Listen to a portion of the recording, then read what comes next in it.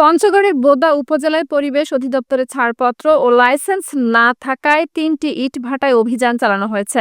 ভ্রাম্যমাণ আদালত এই অভিযান পরিচালনা করেছে, যেখানে উপস্থিত ছিলেন বোদা উপজেলা সহকারী কমিশনার ভূমি ও executive magistrate S M. Fuad, Panchagarh জেলা পরিবেশ অধিদপ্তরের সহকারী পরিচালক ইউসুফ আলী এবং বোদা থানা পুলিশ। অভিযানে ইটভাটার ৩টি চুলার আগুন হালকা নিভিয়ে দেওয়া হয়েছে এবং কিছু অংশ ভাঙা হয়েছে।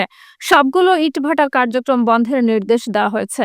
পঞ্চগড় জেলা ইটভাটা মালিক সমিতির সভাপতি সফিউল্লাহ সুফি অভিযোগ করেছেন যে প্রশাসন ভাটা মালিকদের চলমান সমস্যা নিয়ে যথেষ্ট মনোযোগী না হওয়ায় তাদের ব্যবসা ক্ষতিগ্রস্ত হচ্ছে। তিনি অনুরোধ করেছেন যে কমপক্ষে সিজন শেষ হওয়ার সময় পর্যন্ত মোবাইল কোর্টের অভিযান বন্ধ রাখা হোক, যাতে মালিকরা এবং শ্রমিকরা ক্ষতির মুখে না পড়েন। এ অভিযানে ভ্রাম্যমাণ আদালত এবং জেলা ইটভাটা মালিক সমিতির সদস্যরা অংশ নেন এবং অভিযান অব্যাহত রাখার কথা জানান বোদা উপজেলার সহকারী কমিশনার ভূমি এস.এম. ফুয়াদ। আসলে কয়েকদিন ধরে যে ভাটা মোবাইল কোর্ট করতেছে এবং এতে আমরা ভাটার মালিকগুলো চরমভাবে ক্ষতিগ্রস্ত, তার সঙ্গে শ্রমিকরাও আরও বেশি ক্ষতিগ্রস্ত।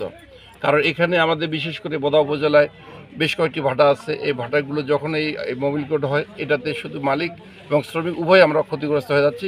এই জন্য আমি উদাত্ত আহ্বান জানাচ্ছি মিডিয়ার ভাইদের মাধ্যমে যে কম করে হলো আমাদের সিজন যেহেতু শেষের দিক, 2 হতে 2.5 মাস সময় দিলে আমাদের সিজন শেষ হয়ে যাবে, এটা আমি আহ্বান জানাচ্ছি। আর বিশেষ করে যদি আমরা অবৈধ হয়ে থাকি, এতদিন চালাইছি, আর 2টা মাসের জন্য অবৈধ হতে নাও হতে পারে।